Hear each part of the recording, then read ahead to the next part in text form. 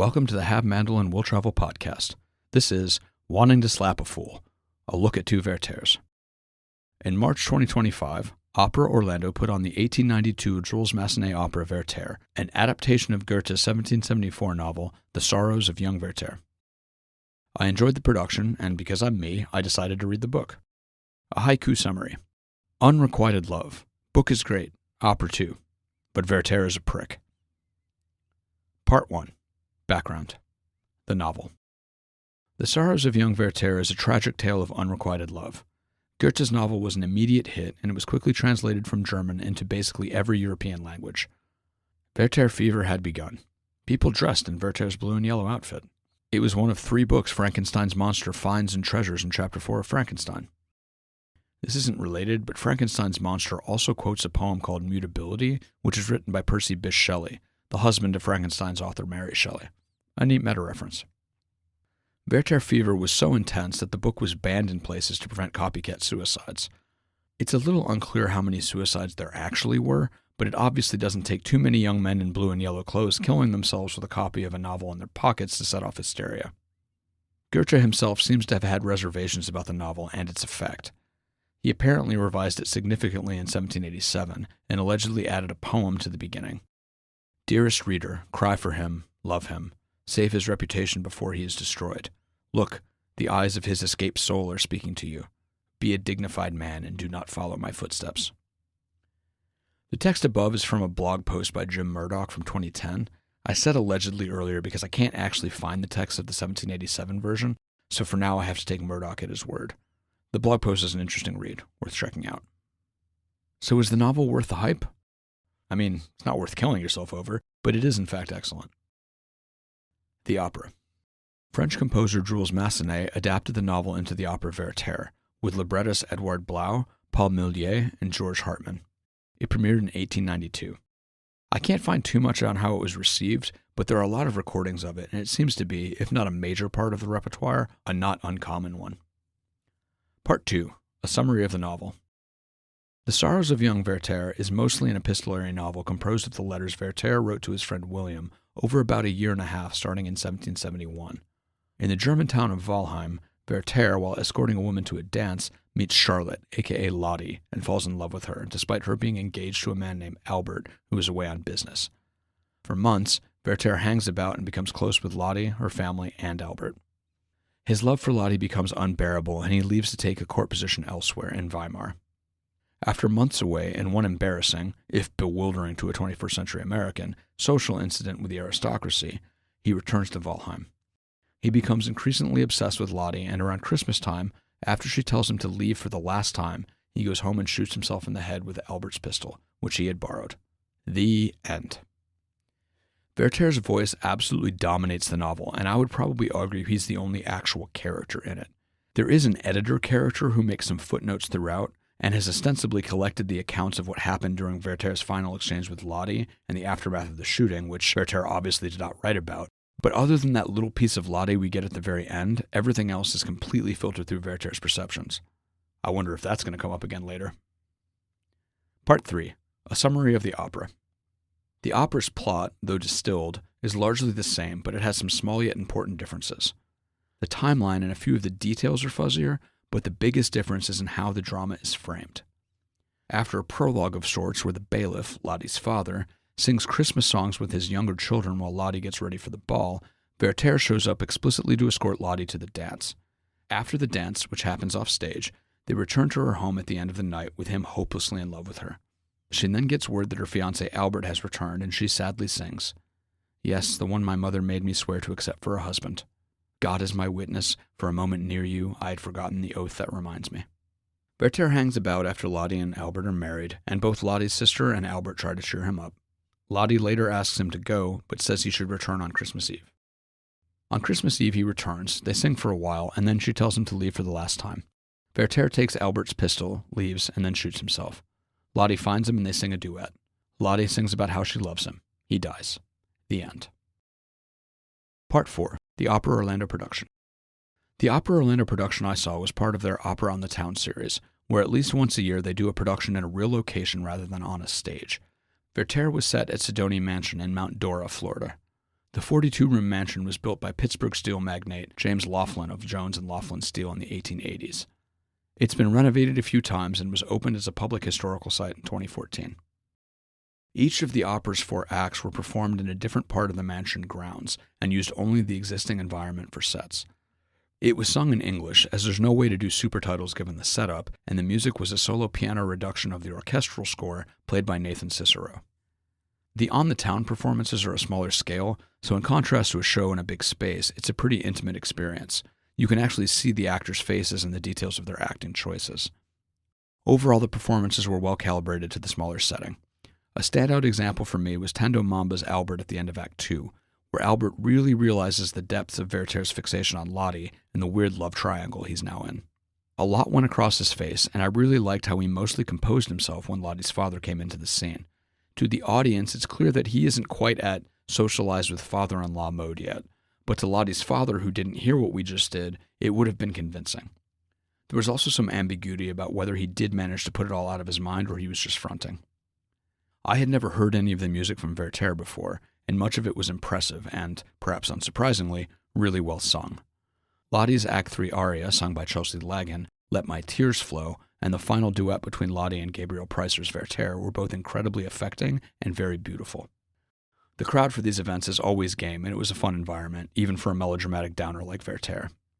I appreciate that while Opera Orlando clearly takes the craft and performances seriously, they also strive for accessibility and always seem like they're enjoying putting on these shows, and the enthusiasm carries over into the audience, which is generally having a merry time.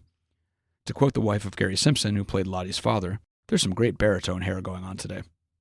The mansion itself, serving as Lottie's house, was a beautiful and interesting setting, though it was a hot day, and 3 of the 4 acts were outdoors.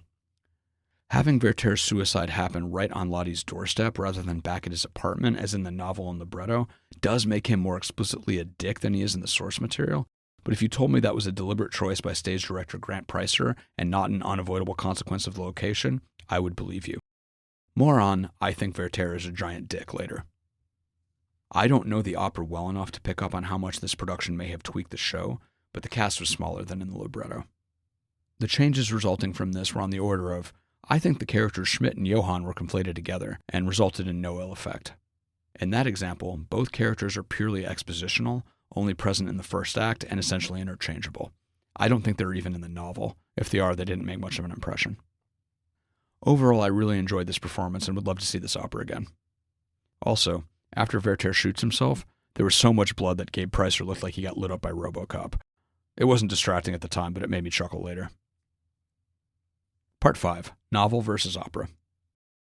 Note, there seems to be a lot of varying opinions on whether Lottie reciprocates Werther's affections in the novel, so do take my perspective with a grain of salt.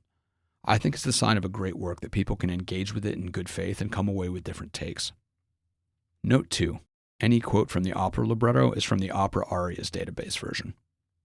From memory, there are some small differences between it and what the Opera Orlando performers were singing, but the gist is the same. As I said earlier, the plots of the novel and the opera are pretty close in the broad strokes, but the effects diverge a lot due to differences in interiority and framing, 2 ideas that are deeply interconnected in the novel. Werther is a very educated and articulate narrator, and he's dramatic to the point where I honestly didn't trust the events he was describing went down the way he said they did. Several times Werther would describe an interaction with Lottie in breathless terms, and I'd think to myself, dude, I don't think her reaction means what you think it does. His propensity for navel-gazing and rumination, while making his character more richly defined, accessible, and explicable than he is in the opera, also means his head is so far up his own ass that he's not a reliable narrator. He's, in a sense, too interior to have objective reliability. I definitely think this unreliability was Goethe's intent, and it affects how the events of the plot are framed. The opera is not told from Werther's perspective, and the shorthand of the medium plus the rather beautiful music means the ambiguity of the novel's central relationship is basically non-existent, which pushes the work firmly into romantic tragedy rather than a tale of the growing obsession of Goethe's unstable young man, which is how the novel's diegetic editor refers to him. That's not a criticism of the opera, it's just something that was altered in adaptation. Opera Lottie obviously loves Werther more than platonically all the way back in Act 1, and her final duet with him puts a romantic exclamation mark on the relationship. The novel has none of this final summation or catharsis, ending about 7 paragraphs after Werther shoots himself. The editor relates nothing that Lottie said in the aftermath, only noting that she was miserable. I wouldn't go so far as to say it's what June and I call a non-ending, but it's certainly anticlimactic compared to the emotional bombast of the opera. Werther's death in the novel is also decidedly unromantic. He takes hours to die and is paralyzed and non-responsive the entire time. In essence, the opera glorifies the romantic interpretation of Werther that Goethe seemed concerned about, almost like it were a version of Fight Club where the original satirical point is lost and the faux alpha shenanigans become aspirational rather than cautionary. So basically, how a lot of chuds actually interpret Fight Club. A few things I thought were a little odd in the opera made more sense after reading the novel, or at the very least I understood how it came out of the adaptation process. In the opera, it's fuzzy how much time has passed and how much time Werther and Lottie have spent together. Albert arrives the same night they meet. The book plays out differently. Werther is escorting someone else to the dance and meets Lottie in the carriage. He visits her for months before Albert returns. The end of Act 2 thing where Lottie tells Werther to come back on Christmas Eve, a few months away, was really bewildering at the time and is a shuffle and condensation of what happens in the novel. In the book, after his long absence in Weimar, Werther is getting intenser on Christmas time, and Lottie tells him to come back on Christmas Eve, so it's more, you're being weird, come back in a few days when everyone else is here too, and less, come see me in 9 months for some reason. None of this is a big deal in the opera, as the emotionality and not the lore schedule is the focus and the important part. Part 6. Characters. Werther. The framing and depth differences between novel Werther and opera Werther don't shift the character as dramatically as, say, the adaptation of Edgar into Edgardo from Bride of Lammermoor to Lucia de Lammermoor. Opera Werther is still recognizably novel Werther, there's just less of a window into his mind. Maybe I'm just getting old, but I very much don't like Werther the character. In the opera, I disliked him by the end of Act 1. In the novel, I felt more empathy for him, at least in the first half, but his devolution and obsession goes so much harder in the novel that by the end, I think that, though he was easier to pity, I disliked him even more. The book is really well written, and Werther is very well realized, for better and for worse. His unraveling feels very realistic and plausible. Both versions of Werther are self-centered and tend to breeze past other people's thoughts and emotions. The moment in the opera where I first thought, man, screw this guy, was in Act 1 when Lottie mournfully sings this about her mother's death. If you had known her, ah, the cruel thing to see and leave what we have most dear. What tender memories and what bitter regret. Why is everything perishable? The children felt this strongly. They often ask in an inconsolable tone, why black men took away Mom. And Werther replies with, dream, ecstasy, happiness. I would give my life to keep those eyes forever, this charming forehead, this adorable mouth, astonished and delighted, without being looked down on for a moment. That heavenly smile. Oh, Charlotte, I like you, I love you, and I admire you. My dude, are you even listening to what this woman you claim to love is saying? This moment doesn't really happen in the book, but I think it really captures something that is very present in novel Werther. He frequently goes into transmit mode and doesn't bother trying to read the room, like in the carriage ride to the ball, when Lottie mentions how much she likes reading, and he relates, I did my best to hide the emotions her words aroused in me. I didn't succeed very well because, when I heard her speak casually and very candidly about the Vicar of Wakefield, I was quite beside myself and told her all I knew of them, and only after quite some time had passed, and Lottie turned suddenly to address the other, did I notice that they had been sitting there goggle-eyed, as if they weren't sitting there at all. The cousin looked down her nose at me several times, but I didn't care. Side note, is this an analog to the 500 Days of Summer elevator scene where Tom is blown away by Summer also liking the Smiths? Novel Werther doesn't find out about Lottie's mother dying and how Lottie had to take on the maternal responsibility for her siblings until August 10th, after he's been supposedly hanging on her every word for 2 months, and he hears it from Albert, not Lottie. So, what have they been actually talking about? In general, Werther relates a stunningly small amount of Lottie's actual words in his letters. It feels like he relays more direct quotes from Albert. Werther also says shit like this in reference to Albert and Lottie. Albert might be the best, the most noble man in the world, and I would be glad to subordinate myself to him in any capacity whatsoever, but I would find it insufferable to see him take possession of so much perfection. To take possession. Fuck you, Werther. Maybe that kind of thing wouldn't have stood out in the 18th century, but to a reader in 2025, it's really crappy. Lottie is a thing to be possessed and is characterized not as a real person, but an idol Werther can worship. An outside view. The love-struck peasant. In the novel, Werther benefits greatly from first impression and protagonist bias, as he is the first character we encounter and we spend almost all of our time hearing his version of events. This means the reader is likely to stay sympathetic and give him the benefit of the doubt far longer than they would if he was not the point of view character. If you Rashomon the story and look at it from Lottie's perspective, it's potentially horrifying. Again, I think that's intentional and is really emphasized by the story's inclusion of the love-struck peasant. At the beginning of his stay in Valheim, Werther meets a man who is in the service of a widow he is desperately in love with and wants to marry. Much later, after Werther returns to Valheim, he encounters the man again who recounts how he was fired. As Werther relates the story, "It was as if he were pursued by demons until one day, when he knew that she was in one of the upstairs rooms, he went to her there. More than that, he was drawn to her. She wouldn't give in to him, so he tried to take her by force. He didn't know what came over him. As God was his witness, his intentions had always been honorable, and he had never longed for anything so much in his life as that she should marry him." After he had spoken on and on like this for a while, he became hesitant, like someone who has more on his mind but is afraid to speak out. At last he shyly confessed to the small intimacies she had allowed him and how close she had let him draw. Werther doesn't react at all to the, tried to take her by force thing, and only focuses on the tragedy of the widow's subsequent rejection of the man. I find the final line about how close she let him draw really troubling. Both the man and Werther accept the "she secretly loves me" as the only explanation on why she would let him draw so close, and don't entertain any other explanations like, I don't know, maybe she was afraid of the obsessed man who just assaulted her and didn't want him to escalate. Later, the man is arrested for murdering his replacement, whom he was convinced was going to marry the widow. He says, "No one shall have her, and she shall have no one." Neither the servant's story about his dismissal nor his conviction for murder is a wake-up call for Werther. Werther calls him unfortunate, and in fact goes to court to try to get him set free. It does not work. I read this parallel situation as Goethe's condemnation of Werther. Dear reader, this is what Werther looks like from outside his own head. Werther, of course, focuses on the cruelty of true love denied, and sees the peasant lad situation as a template rather than a warning. He says later, "One of us three must go, and I wish to be the one. Oh, my dearest one, the thought of murdering your husband, you, me, has often raged through my torn heart. So be it then." There's a self-aggrandizing element here of, obviously I have to kill one of us, but aren't I noble for choosing myself? Werther, buddy, you could also just leave. It's worth repeating that, as much as I dislike the character, Werther's devolution in the novel is compellingly written and verisimilitudinous. Goethe captures a mind in its own echo chamber, radicalizing by devouring itself. Everything disagreeable that had ever happened to him in his active life, his grievance against the embassy, every failure that had hurt him, now ran rampant through his tormented mind. He let it justify his idleness. He felt cut off from all hope of ever again being able to regain a firm grip on life.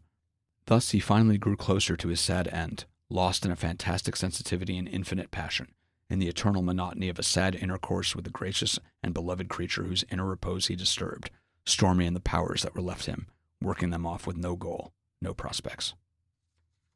None of this is in the opera, which contributes to the sincere romantic tragedy vibe. Opera Werther is a more opaque version of the novel character, as if we were just dropping into the events described in the journal entries, without any of the interstitial musings. It makes his internal weather harder to track, and you don't see his unraveling in the novel, and I sympathize with him far less. Though novel Werther burned through most of that sympathy about the time he was bemoaning the unfortunate man who assaulted a woman and then murdered someone.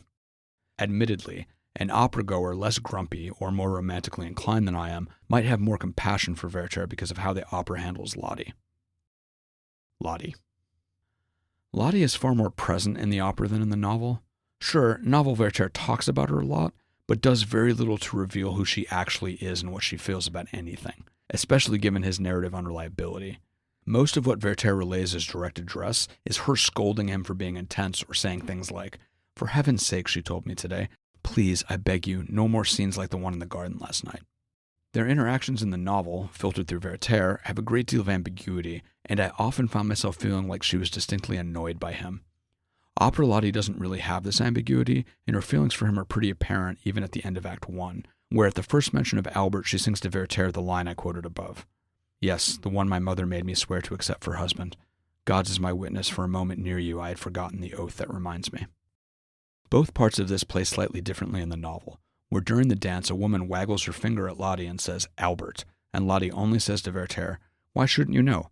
Albert is a good man, and you might say I am engaged to him."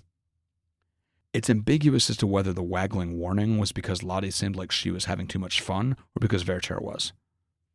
A lot of W's in that sentence. Also, it's pretty clear in the novel that Albert is a longtime friend of the family, and he was in the room when Lottie's mother died. Lottie's mother only said that he and Lottie looked happy and would be happy together.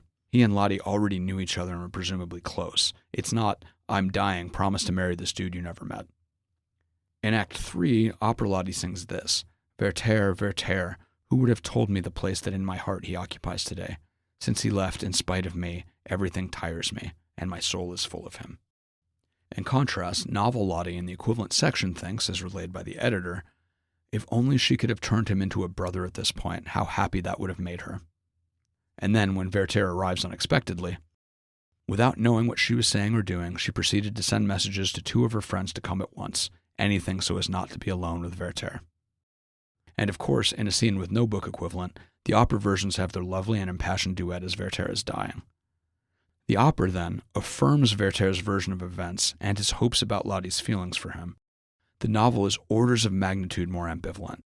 Lottie clearly enjoys his company and does realize she harbors a wish to keep him for herself, but this comes right on the heels of her wishing he was a brother, so I read that more as she appreciates his attention but does not view him romantically. In the introduction to the Signet Classics edition, Marcel Clements says of Lottie, it is impossible not to see her as a tease, or more profoundly, someone just as crazy as Werther. I would absolutely dispute this. Liking the attention of someone whose company you enjoy does not make you a tease, especially for a woman in 18th century Germany who was forced by circumstance to be a mother to all her siblings at a young age and probably doesn't have much opportunity to have adult conversations about things that interest her. I also think that Clement's statement about Lottie's subtle sadism is incredibly not supported in the text. We do not get enough of her to make a judgment like this. Lottie and Werther's second-to-last interaction when he shows up and finds her alone is instructive here. This much is certain. She was determined to do her best to keep Werther at a distance, and any hesitancy on her part must be attributed to a sincere desire to spare him, since she knew what it would mean to him to stay away, and realized that it was as good as impossible for him to do so. Yet she was more inclined during this time to go through with her intention. After he waxes poetic about Christmas, Lottie tries to hide her embarrassment behind a sweet smile, and bids him come back on Christmas Eve when, crucially, everyone else will be present too. How many times does a woman have to tell a man to stop being intense or even go away before she gets promoted out of tease category? And Clements' interpretation has the undertone that Werther's emotional wreckage is her responsibility, not his, something opera Werther would agree with. Goodbye then, Charlotte dictated my stop. He says this after she walks away from him and says farewell for the last time. The translation in the Opera Orlando production was something like, Charlotte has killed me. I think this is as good a segue as any into Part 7. Awful incel shit, Mason. I was kind of surprised about how much novel Werther sounds like what I've seen on the r/nice guys subreddit. A nice guy is a man who feels entitled to romantic affection from women just because they are nice, often speaking of them in worshipful terms, then going hostile when they are rebuffed. There also tends to be a why did you cruelly lead me on phase in the interactions, usually in response to basic human politeness or even barely veiled embarrassment by the woman in question, all of which is present in Werther's words, and Clements' introduction for that matter. The emotional burden and blame is shifted to the woman, and there's often this indignation that she could dare not love someone who says such nice things about her. As Werther himself says in the novel, sometimes I simply cannot understand how she can love another, how she dare, since I love her alone, so deeply, so fully, and recognize nothing, know nothing, have nothing but her. Fucking yikes. It doesn't seem to matter much if the woman is with someone else either. I'd treat you better than him is a frequent refrain. Again, to quote Werther, who makes a habit of showing up when he knows Albert is gone, and do I dare say it? Why not, William? She would have been happier with me. He is not the man to fulfill her desires. A certain lack of sensitivity, a lack, put it any way you like. His heart does not respond to certain passages in a book over which Lottie's and mine would meet, and on 100 other occasions. Werther's bristling response to being challenged also rings familiar. His jaw set hard. He looked at her somberly. Lottie held fast to his hand. Think calmly, Werther, she said, for the evening and for just one moment. Don't you see that you are deceiving and ruining yourself on purpose? Why me, Werther? Why me of all people who belongs to another? Why? I fear that it is just the impossibility of possessing me that makes your desire for me so fascinating. He drew his hand out of hers and stared at her with a benumbed, resentful expression. Very clever, he said. Very clever. Are these perhaps Albert's words? Very politic indeed. Werther's angry thoughts of killing, parallel to the actual actions of love-struck peasant, makes him drift out of nice guy adjacent territory into incel territory. Oh, my dearest one, the thought of murdering your husband, you, me, has often raged through my torn heart. So be it then. It all feels rather modern. I guess human behavior hasn't changed very much. Part 8. Gallimaufry. Kristen Marie Gillis, who played Sophie in the Opera Orlando production, was a joy and always has such great chemistry with everyone. It's really funny seeing Gabe being all maudlin and melancholy. Except for one villainous-ish turn in Lucia de Lammermoor, I've only seen him do comic parts. Werther likes Homer a lot, and has this quite funny line early on when describing the bucolic appeal of Valheim. When I go into the small kitchen and get a pan and melt some butter and put the pan on the fire to cook them and cover them and sit down beside them to toss them a little every now and then, I can feel so vividly how Penelope's high-spirited suitors slaughtered oxen and swine and carved them up and roasted them. Nothing can fill me with such true, serene emotion as any features of ancient primitive life like this. Ah, yes, the beacons of idyllic serenity that are Penelope's suitors in the Odyssey, those ill-behaved men trying to force marriage on a woman who wants them to piss off. Werther might want to read that story again. When novel Werther leaves Lottie and makes residence in Weimar, he manages to not talk about her in his letters for quite a long time, and even strikes up a friendship with a Fräulein von B. If you didn't know the title of the novel, this respite would almost make it seem like he was getting better and moving on. But then he tells William how much Fräulein von B loves Lottie and loves hearing him talk about her. It's honestly a really sad moment. He was never getting better and was probably talking the Fräulein's ear off about another woman. I'd hazard a guess that there's no way she enjoyed that. In the opera, when Werther returns in Act 3 to Lottie's drawing room, he gets an almost villainous musical sting for his entrance, which I am on board with. The part in Act 3 where Werther reads his translation of Ossian's letters to Lottie has great and very powerful music. I found the book equivalent to be kind of a drag. God, does he read for a long time. Novel Lottie might have enjoyed his company, but man, it sounds like it was exhausting. I mentioned how in the novel the only real details about Lottie are given by the editor, who could have only gotten them from Lottie herself. I suppose one could argue maybe she didn't tell the complete truth and hid that she actually loved Werther, but there's nothing from the editor that frames it this way. I think it's interesting that in the novel, Werther does not make a grand declaration to William about his return to Valheim. He just sort of drifts back into town. I wasn't sure whether to read this as the unconscious drift of a man who'd lost his way, or if he was perhaps too embarrassed to mention to his friend that he was planning on returning. In the 2009 film 500 Days of Summer, Summer calls Tom, the lovesick protagonist, young Werther. I found an interesting essay by Denise Villarde called The Sorrows of Unrequited Love, a comparative study of Tom Hansen and young Werther. Just check it out. I found this passage in the novel really striking. When I walk out of the gate the way I drove when I went to fetch Lottie for the dance, how different things were then. All past, all over and done with, not a trace left of that bygone world, not a heartbeat of my former emotions. I feel like a ghost who returns to the burnt-out, ruined castle he built when he was a virile prince, and furnished with all the treasure of glorious life, and left hopefully to his beloved son.